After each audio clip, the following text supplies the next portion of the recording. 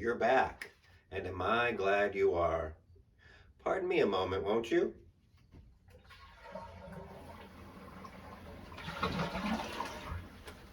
Gotcha. Good day, everyone. If you missed my introduction video, my name is Mike. Today we're going to dive headfirst into everything we have going on. So let's take a walk and try and make this happen. I gotta go. The sun is cooking my eyes. Know your eyes in the morning sun.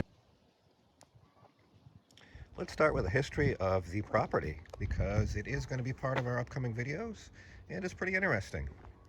This used to be a working dairy farm. Started circa 1930. There is the old feed storage. It is round in shape, tough to see on camera.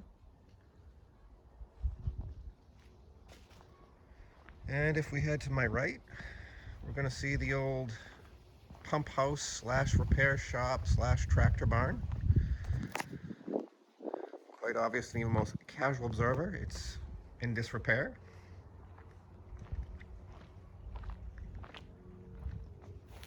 Being Depression era, you can imagine they did not throw anything away. You have to picture this property as being completely overgrown and couldn't even walk in here.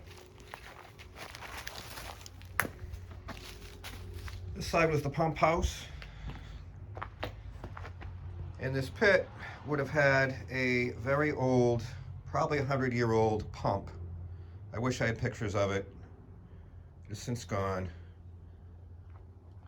This would have pumped water out of the well, and in this corner of the barn slash garage was a massive steel holding tank. Watch your step. Again, you gotta imagine this being extremely full with just endless stuff.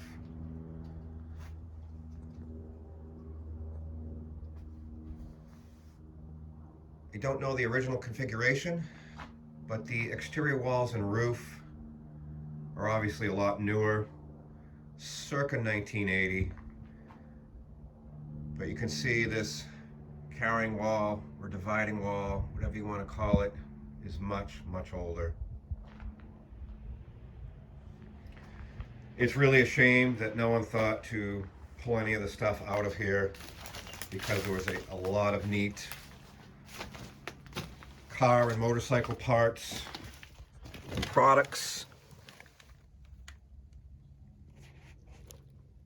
Glass jars, you know the theme, everyone put nuts and bolts in glass jars.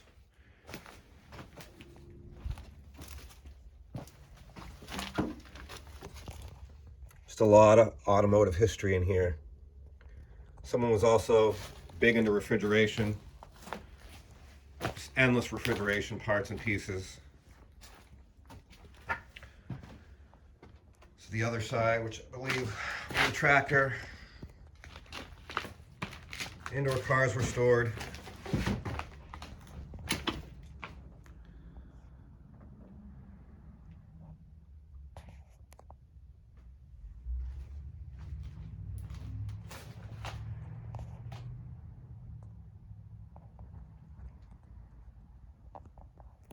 Your center wall, super old.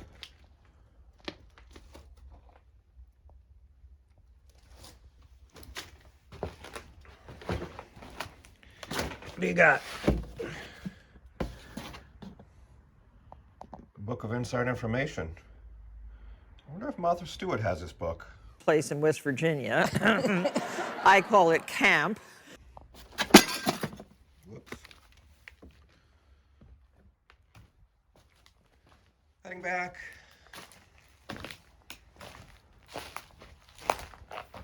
Like I said, it's too bad. There was a lot of neat stuff in here. A little odd stuff.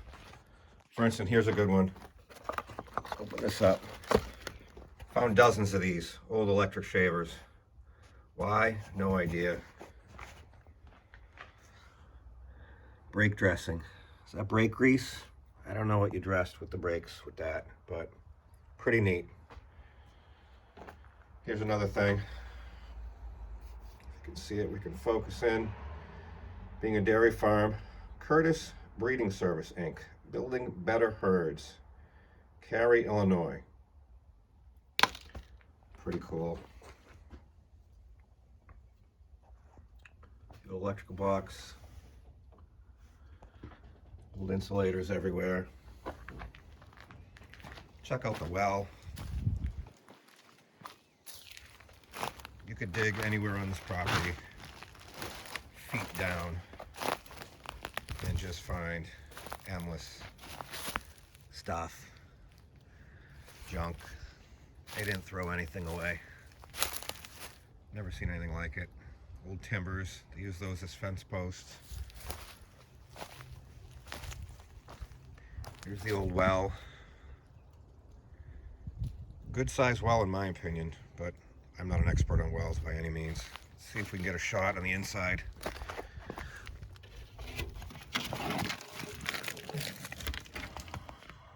Oh yeah, all stone. It's pretty full. Pretty neat. All right, continuing on. Anywho,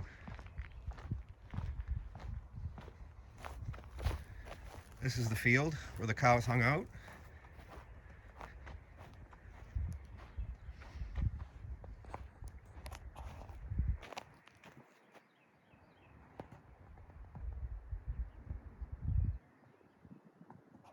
There's also fields behind that tree line back in the day. So good size. Don't know how big the herd was. Maybe we can get an idea from the size of the barn. So this is the foundation to the old barn.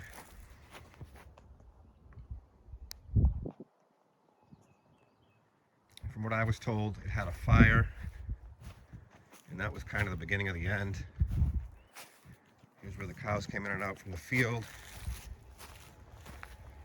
Again, just endless junk everywhere. Some galvanized gutters.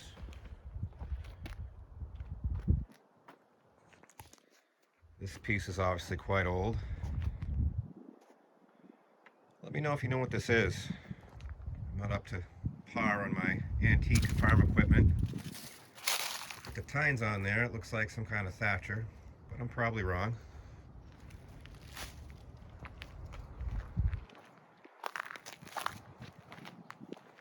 The old troughs.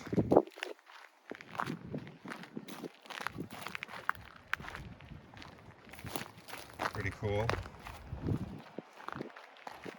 I didn't take a dimension on the barn, so I don't know the size for you. Some old plant tables I made when we had a greenhouse. But yeah, some pretty cool history. All right, continuing on. Kind of the real reason we're over here is this other structure that's on the property.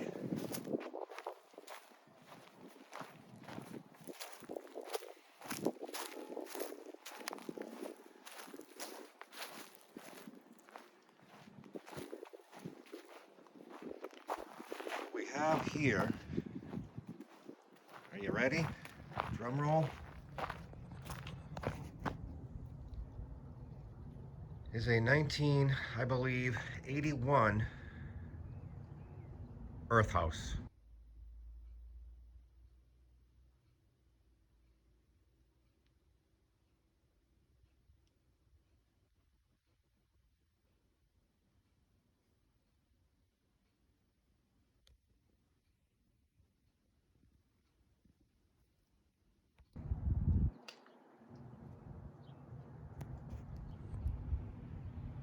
Let me know if you've ever heard of one or if you had them in your area. This is a 70 by 16 three-sided foundation in what used to be ceiling to floor glass which was changed at one point.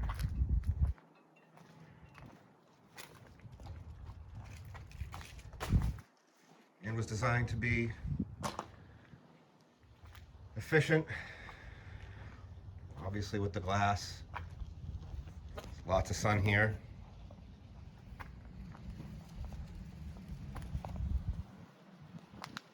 Very different. So we'll get a bird's eye view. Obviously in disrepair. Has not been used in quite a long time.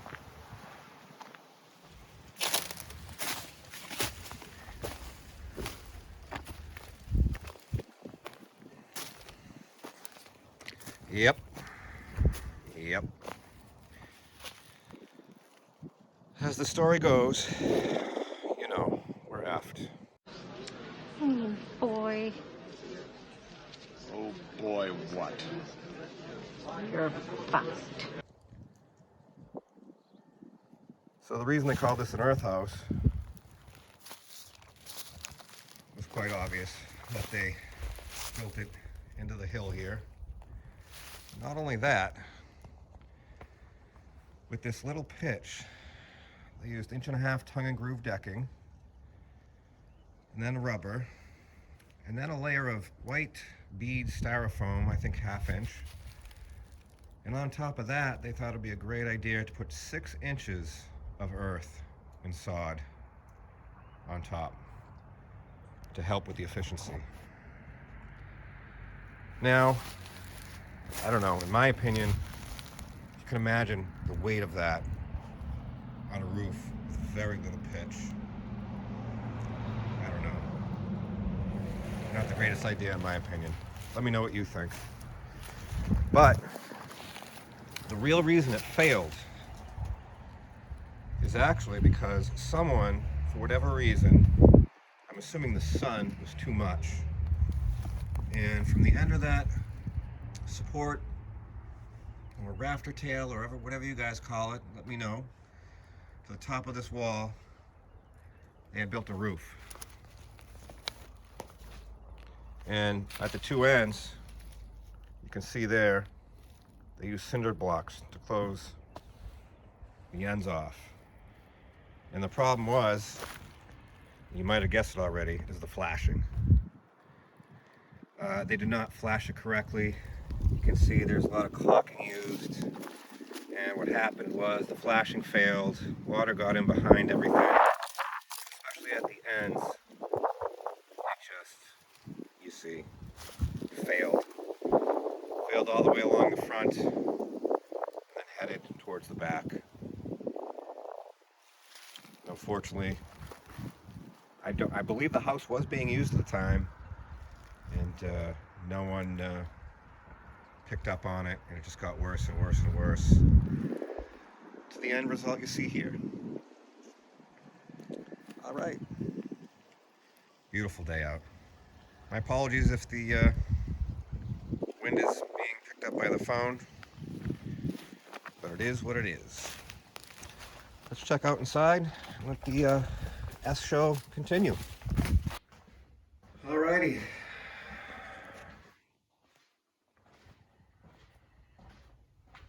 So you can see the inside. This was pretty much what it was.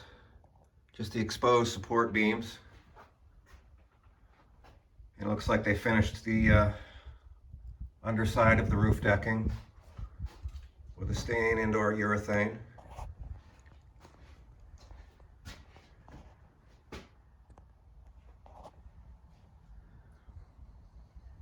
I don't know if you're up on your codes. I know I'm not.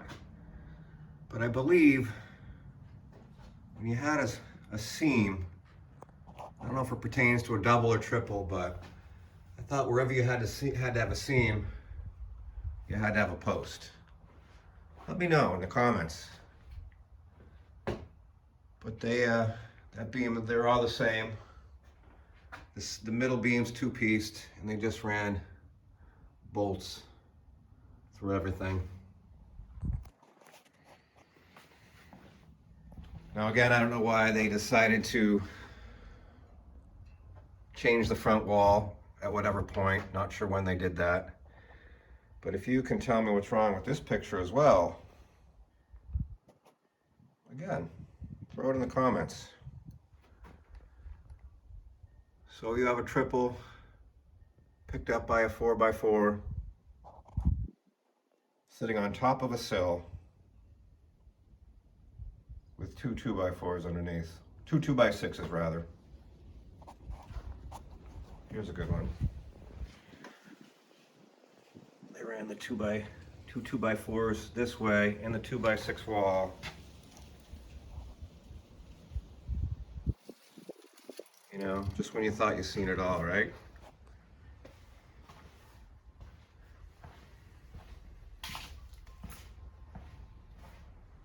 So I got most of the interior walls down. Well, let's back the video truck up a minute. When, again, if you can imagine this property overgrown and just junk everywhere, this continued that trend. You couldn't walk in here. One of the family members built this because they saw an ad in Popular Mechanics and were interested in it. But you got to give it to the guy. He didn't just make the ultimate man cave. He built an entire house. So my hat's off to him. It was passed down to a family member where they lived in it until, you know, obviously the water leaks got to the point where they couldn't live in it anymore. They did hire someone to demo it, and they started the demo and then basically took the money and ran. And that's where I come in.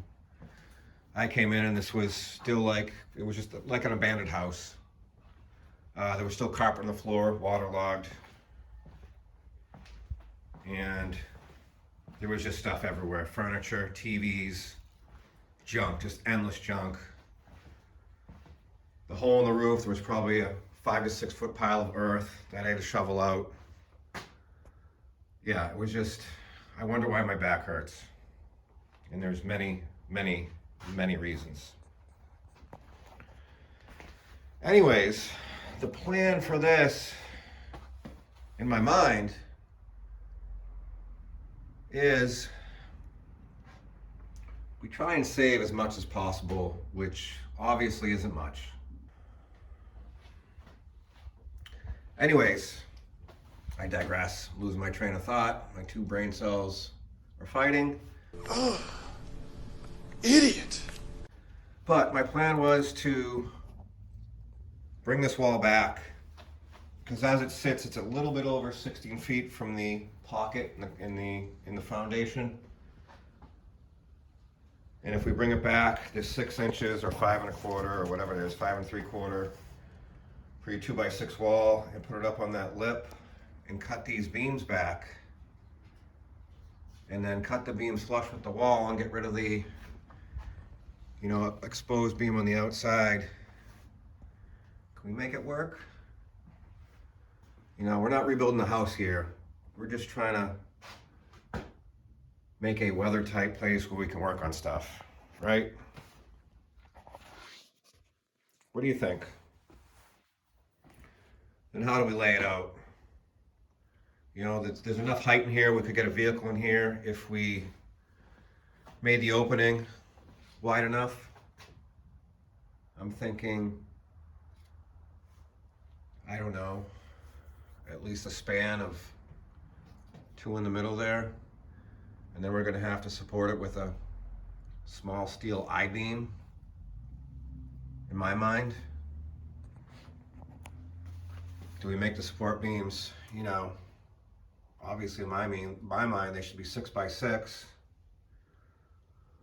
or, you know, columns at that point, steel columns. Again, let me know what you think. Is it even worth saving? You know, is it even worth trying to rework this structure? I mean, we don't have a lot of options. And we gotta look at it as, you know, the glass is half full. We have a piece of property we can work on. You know what property values are like nowadays. And we have the basic foundation and structure here. But as is quite obvious to the even most casual observer, we're basically rebuilding the whole thing, right? Let's not fool ourselves. I'd like to save as much roof decking as possible and save as many of the beams as possible. They are a true 2x12. You can see they're rough cut. But I'm thinking we can make it work. All right, I'm starting to ramble a little bit about the property and the house. So let's move on. Let's move on to projects. Let me start by saying that I've been into off-road vehicles most of my life.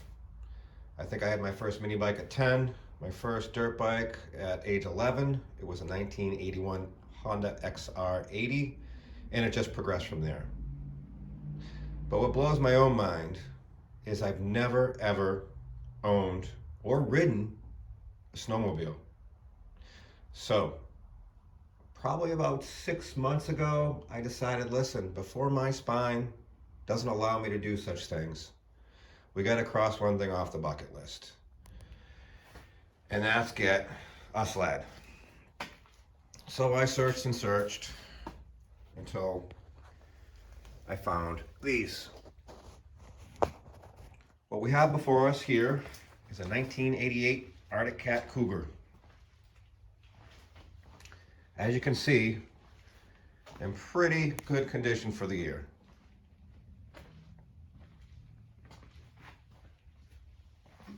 No tears in the seat. Everything's there. All graphics, super clean, right? Let's check out the mileage. And yes, that is correct. And yes, the odometer works. What's really neat about these two sleds is I got them in a package deal from an 80-year-old couple.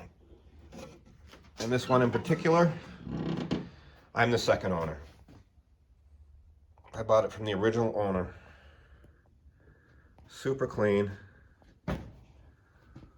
All original. 500cc Suzuki engine, original carbs. And when I got it, it had just been sitting. It had the typical mouse nest. All the lines, fuel lines, oil injector lines, prime lines. You touch them and they just disintegrate. It needed a coil. Threw a coil at it.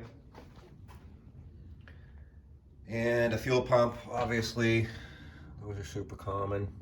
You can just see it down there. And that's basically it. It fired up and we ended up rebuilding the carburetors. And I got those pretty close to dialed in. But yeah, really neat. My plan and intentions for these were to keep them and ride them. But so far this entire year has been pretty much this. 0 snow.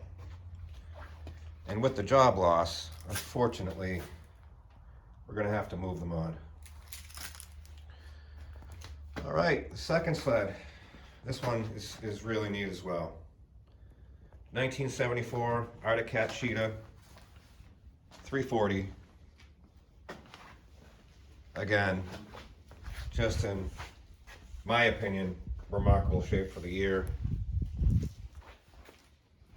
Not a showroom piece by any means, but pretty awesome survivor.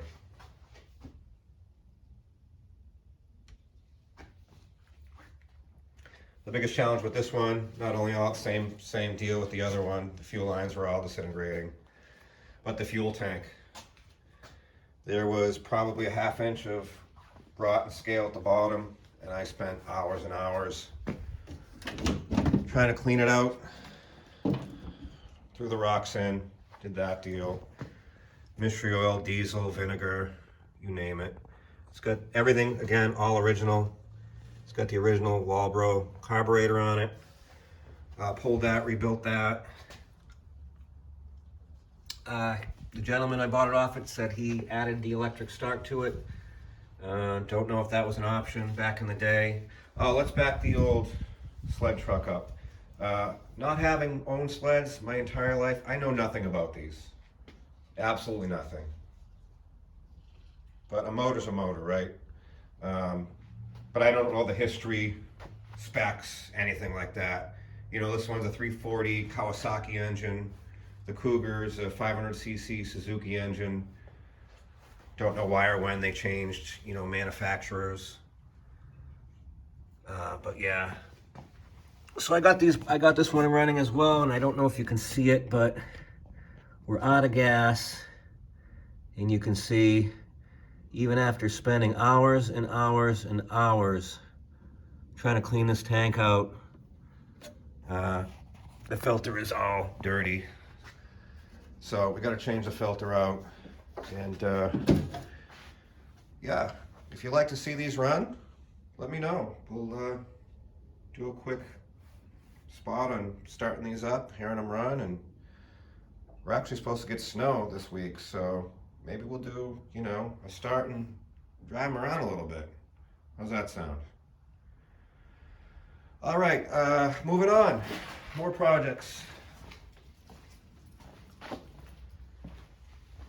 This one might not interest most people, but with the little garden we have going on that we've just started doing, we need a tiller. We needed a tiller. I rented one last year, I think for like $62 from Home Depot. It worked great.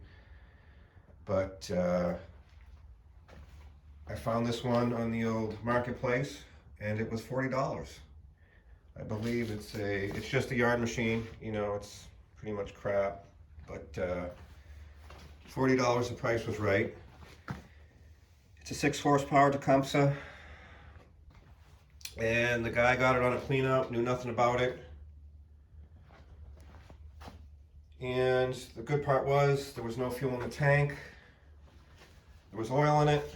I brought it home, took the bowl off the carburetor, and just cleaned it quick. It wasn't very dirty. Just sprayed a bunch of carb clean up there. That's as far as I went. Checked the oil, primed it, choked it, and it literally started a second pull. I couldn't believe it. That's the good news. The other good news is, you know, the tines do the tine thing. They spin.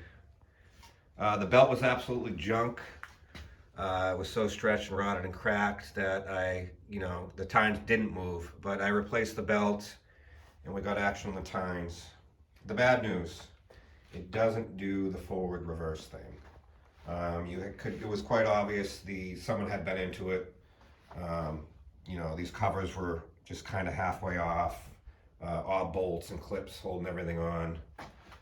So we have to dig into the transmission, gear case, whatever you call it, and find out what's going on. Never been into one, no idea how it's set up or how it works, but it's something we got to get done as we're heading into the spring, and I'd like to use it. So yeah, that's projects for out here. We do work out here when it's, you know, nice weather like this. And when it's not so much, we have one more place. We have another project going. So let's take a walk back and check it out and go from there.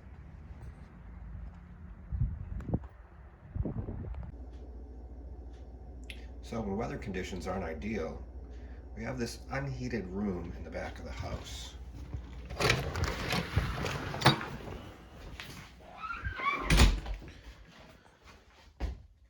It's approximately 11 by 11. And actually, it's pretty comfortable to work out here. So if you haven't guessed already, keeping with the off-road theme, we have what's used to be, you know, a dirt bike. In January, when I first decided we were going to try buying and selling, again, always having loved off-road vehicles most of my life. And, you know, as the market dictates, you know, the dirt bikes and four-wheelers are crazy expensive. I went on, you know, the marketplace and bought the cheapest Honda CR250 I could find. Big fan of the two strokes. Always have been, preferred the 2 strokes over the 4 strokes. So yeah, unfortunately I had to start without you. My apologies. I apologize to all the friendly folk who are listening. But we got the bike entirely broken down. Not on purpose. Initially, I just wanted to freshen it up and flip it quick. But after digging into it, it quickly digressed into what you see here. So, when I went to look at the bike, it wasn't awful, but it never looks that way when you go and buy something. I thought I looked over it really well, and I saw some things right away, but there's a lot of stuff I didn't see. Let's bring it in here. It ran and drove, stopped, did all the things it was supposed to do. Felt like it had good compression. He did say the chain, you know, common, flew off and wiped out the front of the cover. Oh yeah, that's not good. So I'm like, maybe I can save at least the cover itself. And when I started taking the bike apart, something didn't look like the rest. So if you come over here and follow me here, where oh yeah. I didn't see this when I looked at the bike. And they had it covered up with this putty stuff that I had never seen before. I have no idea what it was. I wish I saved it to show you, but I didn't. And when I found that, I was like, yep. Oh boy. Here we go. So yeah, that's what kind of determined to just breaking down the whole bike. We do have a replacement cover. They are not easy to find. They're very pricey, but I finally found one. And as you can see, it is not broken anywhere. So, you know what we're into. You know what we're doing. The crazy part is, with all the dirt bikes, 4-wheelers, 3-wheelers I've owned in my entire life, I've never broken one of these motors down, ever. Can't even remember doing piston rings, which, you know, super common. Definitely never split cases. I've watched a bunch of videos on YouTube, and it is a little daunting in my mind, having never done it, but we'll just have to do a good layout and a good, maybe diagrams on cardboard, and just try and remember where everything goes. Got our gasket kit. Oh, bolt kit. We bought one of these bolt kits, which I think is just a genius idea. You can get bolt kits for specific bikes, which, you know, not doing this every day, I didn't know about them, but to me, just a genius idea. We got our engine gasket kit, and yeah, we're basically gonna, you know, just a mild restoration, I guess you would call it. I don't know. Came with an FMF pipe with, I think, a Pro Circuit silencer. It needs a lot of love. It had been worked over really good over the years, since 1992. The frame's across the street. We'll get into that. None of the bolts. There were so many mismatched bolts. Most of the bolts weren't original. It was laughable. But yeah, the carburetor, I don't know where that is. It's around, but that was in really good shape. I've already taken that apart, cleaned it, put it back together. Oh, here's a good one. The triple clamp here. I didn't see this when I looked at it as well. One of the stops was broken off. And I thought, well, I'll just have it welded. But then I found one on eBay. It was really good shape, and the price was right. So yeah, we got this project ahead of us. So there it is. That's what we got going. It's a lot, especially for one guy. Oh, by the way, we got to rebuild suspension. Never done it before. Already started watching videos. on front forks and the rear shock. They both need to be rebuilt on. Basically everything from frame. We're basically going to be touching everything in this bike. I didn't do a compression check, which I wish I had done, but I got ahead of myself. But like I said, it ran well, did the things it was supposed to do. So hopefully the compression's still up there. Yeah, let me know your comments. What do you think? Let me know what you want to see first. Do you want to start, you want to see some carpentry? Do you want to see, keep going on the bike?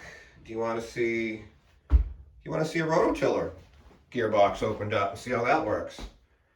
I want you guys to tell me what you want to see, how you want to see it, and we'll go from there. But I can't thank you guys enough for being patient with my narration in the video content. I'm hoping to get better and better as we go. It's all a learning curve to me. That said, thanks for watching. Hope to see you on the next video, and please comment.